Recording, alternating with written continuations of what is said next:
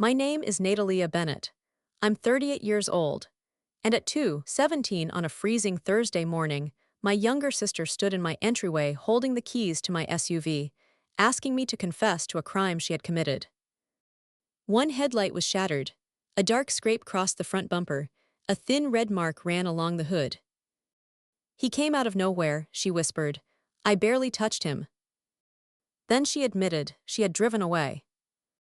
Before I could answer, our mother pushed through the door, grabbed my shoulders, and said, "Just tell the police you were driving." Our father arrived moments later, speaking with the calm authority he used whenever he wanted something unforgivable to sound practical. "Your sister has a campaign," he said. "You have nothing to lose." They still believed I was the family dropout, the stubborn disappointment who'd walked away from their plans and disappeared into government work. They had no idea that 3 weeks earlier, inside a federal courthouse, I had taken an oath to administer justice without fear, favor, or family influence. My sister looked around my modest apartment, glanced at my old sweatshirt, and smiled. Who would believe you anyway? She thought their contempt had erased everything I'd built. She didn't know my SUV had already recorded the collision, the conversation inside the vehicle, and the route she took after leaving a wounded man in the street. Before sunrise, the lie my family wanted me to carry would reveal exactly who they were. If you're watching this, tell me where you're watching from and what time it is right now for you. I want to see how far this one travels. The family investment. My sister's name was Caroline Bennett. For most of our lives, our parents treated her like a family investment. At 33, she was running for Denver City Council on a platform of accountability, safer streets, and leadership with integrity. Her face was on bus shelters, flyers, the campaign van she'd refused to drive that night because it was covered in logos. Our mother, Diane, chaired several community boards and introduced Caroline as the future of public service.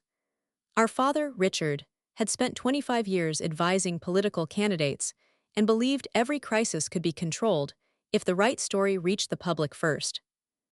In their version of our family, Caroline was the future, I was the warning. They told friends I'd abandoned law school after a fight with Dad.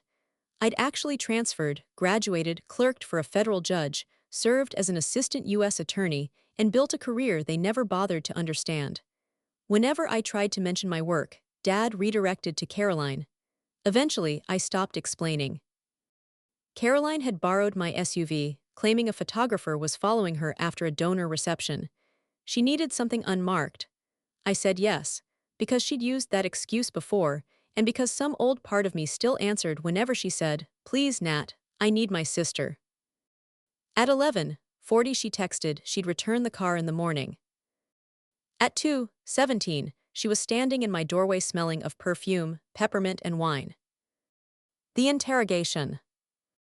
"Tell me exactly what happened," I said. "I already did." "No, you gave me the version you want repeated." Her frightened expression vanished, replaced by the controlled face she used in hostile interviews. I was driving west on Colfax. A man stepped into the road. The pavement was icy, I couldn't stop. "Did you call 911? "No." "Did you stop?" She looked at our parents. "Caroline's." I slowed down, I saw him move. "Then you drove away." Our mother's grip tightened on her handbag. This interrogation isn't helping. It's not an interrogation. A man was struck by my vehicle, and she left him. Dad walked to the window. "The SUV is registered to you. That gives us a simple path. You say you were driving. We hire an attorney. We call it an accident, poor visibility. You've already prepared a story." I've handled crisis for decades. This isn't a campaign crisis. Someone is hurt. Caroline folded her arms. "You always make everything dramatic." "There's blood on my car." "Lower your voice," Mom said. "The neighbors don't need to hear this." Her first concern wasn't the victim, or my freedom, or Caroline's safety, it was being overheard. My phone buzzed on the console table. Motion detected. Vehicle camera synchronization complete. My SUV had a factory collision system, but after threats connected to a federal case, judicial security had added encrypted cameras with automatic cloud storage, triggered by sudden impact or unusual deceleration. Caroline knew nothing about it. I turned the phone face down. Building the lie. Dad kept going, as if my confession had already been approved. The police will see your registration and your history with us. Caroline says she came here after you called. Diane and I confirm you were upset. You're proposing coordinated false statements. We're protecting the family. No, I said. You're deciding which member of the family is disposable. Caroline rolled her eyes. I asked if she'd been drinking. Dad answered for her. She was under the legal limit. You can't know that. We know Caroline. They knew her donor list and her preferred camera angle. They didn't know whether she'd been intoxicated when she left a human being in the road. Caroline stepped close. You owe me. For what? For leaving, I stayed. I smiled for their friends. I carried this family while you disappeared. You think being praised was a burden I have to repay. You got freedom, I got expectations. For a moment, I understood her resentment. Then she said, Dad's right, you have no public reputation to protect. Whatever sympathy I felt disappeared. If the man you struck were someone we loved, I asked, would you still call this a small mistake? No one answered. Assigning roles. At 3:12, Dad moved everyone into my living room and started assigning roles. Mom to call Caroline's campaign manager with a food poisoning excuse. Caroline to delete any texts mentioning my SUV. Then he held out his hand for my phone. We need to know what's already out there. You want to conceal evidence. His jaw tightened. Don't use courtroom language with me. For years, he'd mocked my career as meaningless paperwork. Now he was offended. I was using legal terms he assumed I had no authority to use. My phone buzzed again. A message from Marcus Hale, Judicial Security. Automated collision alert received from your registered vehicle at 1:41 a.m. Are you safe? I typed back, I am safe. Vehicle was borrowed. Preserve all uploaded footage. Do not access unless authorized under protocol or requested by investigators. Confirmed. Preservation lock initiated. I kept it to myself. I wanted to know exactly how far my family would go while they believed the truth belonged only to them. Mom's phone rang. She stepped into the kitchen, but the apartment was small enough to hear everything. No, she's here with us. She left the event early. Yes, we're certain. Then her voice changed. A video, how clear is it? Everyone froze.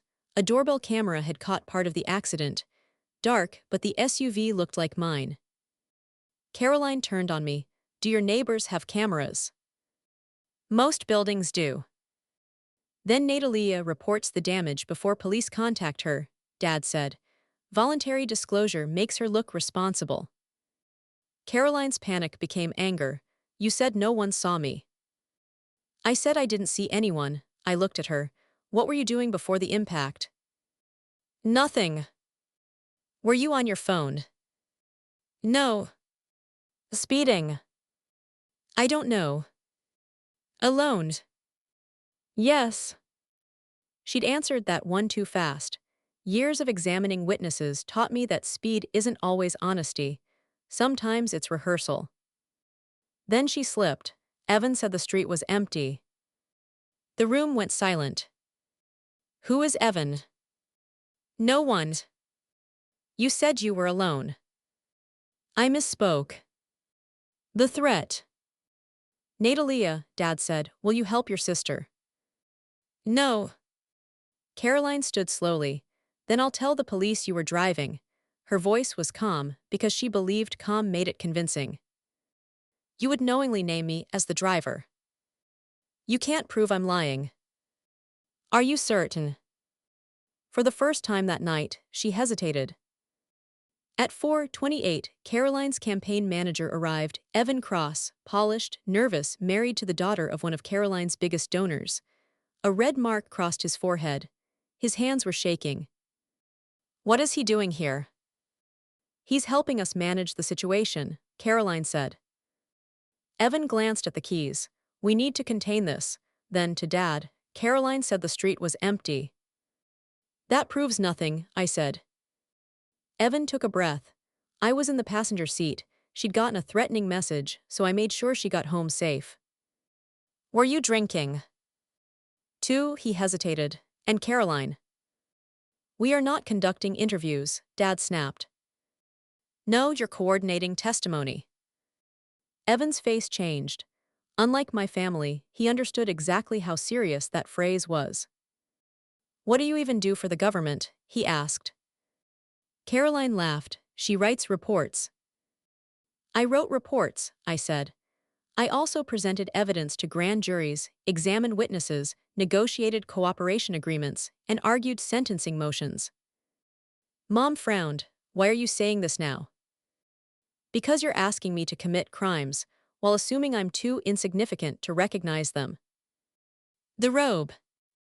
Caroline stepped toward me. You think you can lecture me after what you did 8 years ago? I knew what she meant.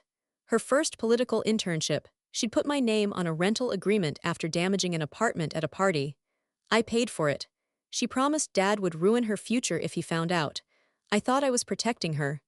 I was really teaching her that my identity was hers to borrow whenever her own became inconvenient.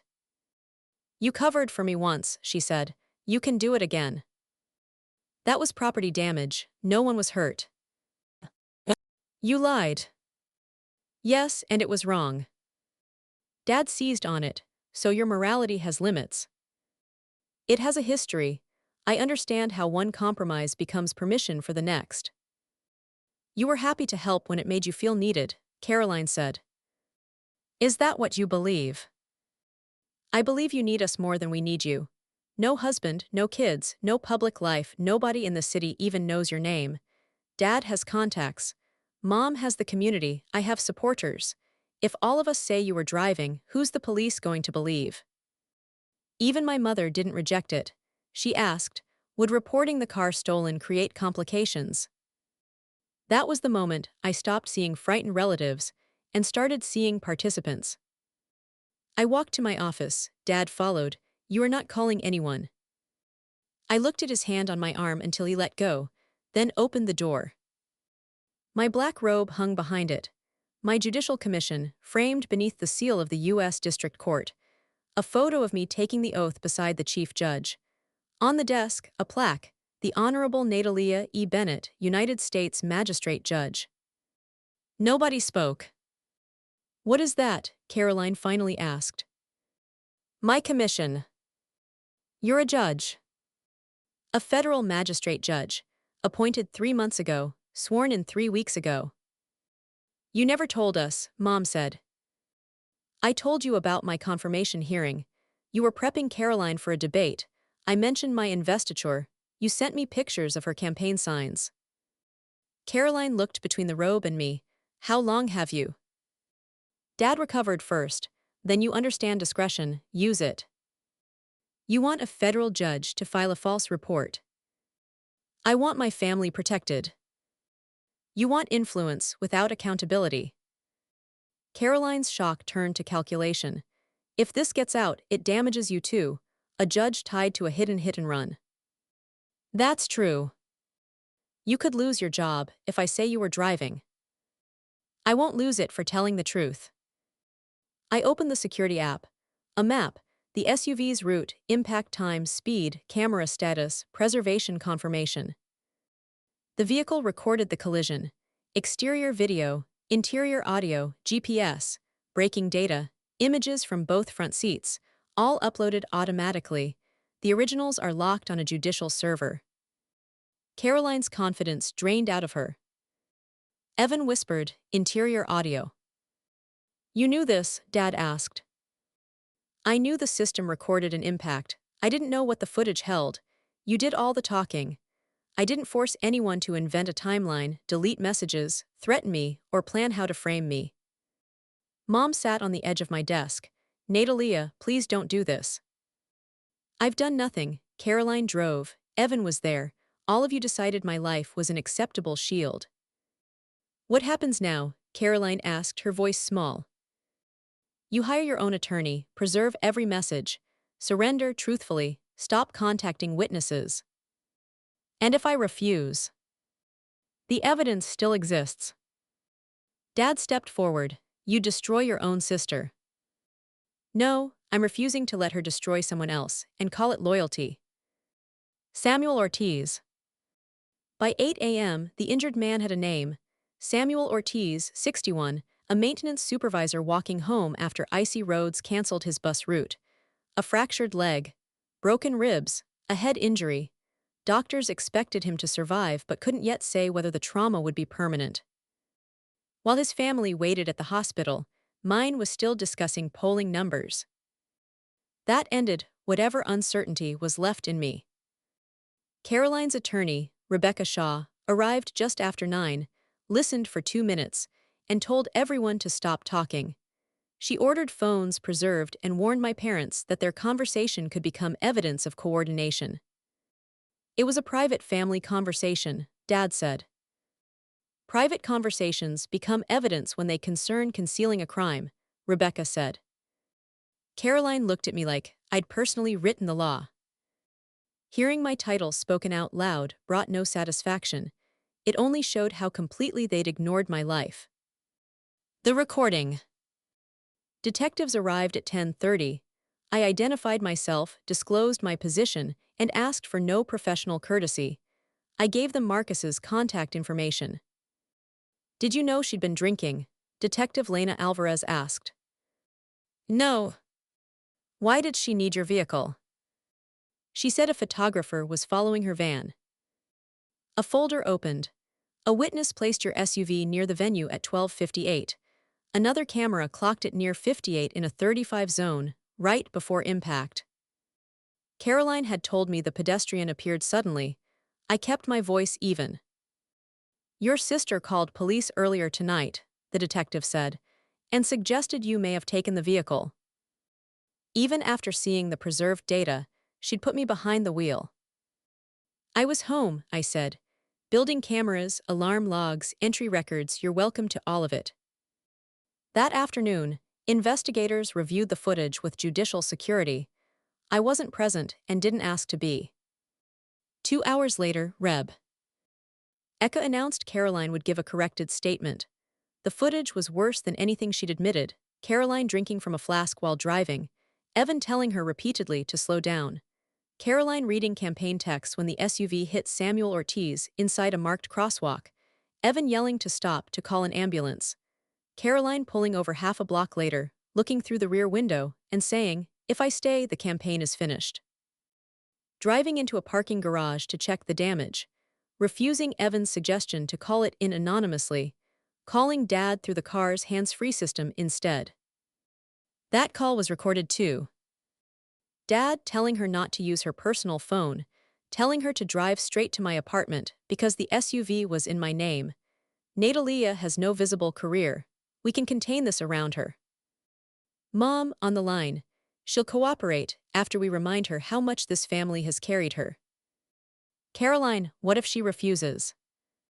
Dad, then we make her refusal look like guilt. What the evidence cost. Detectives returned with warrants, Dad's phone, Mom's tablet, Caroline's laptop, Evan's work phone. Evan had already surrendered his personal device and started negotiating cooperation. Caroline called him a traitor. He told you to stop, I reminded her. He's protecting himself. Exactly what all of you expected me to do for you, while denying me the right to protect myself. Caroline gave her corrected statement at the station. I waited as a witness while Courthouse Ethics Council arranged temporary reassignment of my cases, not because I'd done anything wrong, but because transparency required distance from any appearance of influence. Just before 6, Detective Alvarez found me. Your sister admitted driving, leaving the scene, and misleading police. She says your father built the plan. He built it, she still chose to follow it. Samuel regained consciousness this afternoon. I gripped the table. He remembers the vehicle leaving. His family's asked for privacy. I understand. One more thing, she said. Your sister's claiming you installed the cameras to monitor her. That's false. Judicial Security installed them after a threat assessment. The records predate her ever touching that car. We confirmed that already. Even confessing, Caroline had tried to make the evidence look corrupt. The collapse. Reporters had already gathered outside my parents' house. Caroline's campaign announced she was suspending her candidacy over a serious personal matter. Evan's attorney confirmed he'd been a passenger who urged the driver to stop. The story was no longer containable. Caroline watched the news vans through the curtains. This is over. Dad called donors. Mom deleted photos from her charity pages. Neither mentioned Samuel Ortiz. I turned off the television. Stop treating public exposure as the worst outcome here. Easy for you to say, Caroline snapped. You hid your life until you became untouchable. I'm not untouchable. My cases were reassigned today because of what you did. My conduct is under review. My name is in every article. The difference is I never built my identity on the belief that consequences were for other people. Caroline's lost her campaign, Dad said. Are you satisfied? This isn't revenge. It looks like revenge. Revenge would be using my position to punish her. I stepped back and let the evidence speak. You could have destroyed the recording. The room went quiet. He just admitted what he'd wanted from me, out loud. You're still asking why I didn't commit another crime for you, I said. The boundaries. Families protect each other, Mom said. Healthy families protect people from danger. This one protected Caroline from accountability and called everyone else expendable. Don't speak about us like we're criminals. You discussed false testimony, evidence destruction, and framing me. What word would you use? Caroline covered her ears. Stop. No, you wanted me to carry this. Now you'll hear what it weighed. Dad started toward me, then saw the officers at the entrance and stopped. For years you told me I had nothing because you never looked. Tonight you used that imaginary emptiness to justify sacrificing me. My career matters. But even if I had no title, no savings, no one waiting for me, my life still wouldn't belong to you. Caroline whispered, I'm sorry. Sorry you hit him, sorry you left, sorry you blamed me, or sorry the recording exists. She had no answer. After Caroline withdrew from the race the next morning. Prosecutors charged her with leaving the scene of an accident involving serious injury, reckless driving, and making false statements. Donors demanded refunds. Party leaders distanced themselves. Her image collapsed, not because of one accident, but because of every choice she made after it. Evan cooperated and kept his freedom mostly intact, though he lost his job. Dad became the subject of his own investigation over the recorded call and the coordination attempt. Former clients dropped him. His professional association suspended him. Mom wasn't charged, but the boards that once treated her word as unquestionable stopped inviting her back. She told relatives I'd betrayed the family by letting private panic become public evidence. She never said Caroline hit Samuel. She said the footage became public. She never said they asked me to lie. She said I refused to help. Even then, she couldn't describe what happened without making me the one at fault. Samuel spent weeks in rehabilitation. I sent a private letter through his attorney, expressing regret that my vehicle had been involved and promising to respect his family's privacy. I didn't ask for forgiveness. It wasn't mine to ask for. The courthouse completed its ethics review and cleared me, but reminded me that public confidence depends on visible independence, not just actual fairness. I went back to the bench when it was done. What I learned. For most of my life, I confused endurance with loyalty. I thought being the strong one meant absorbing the insults, solving the crises, asking for nothing.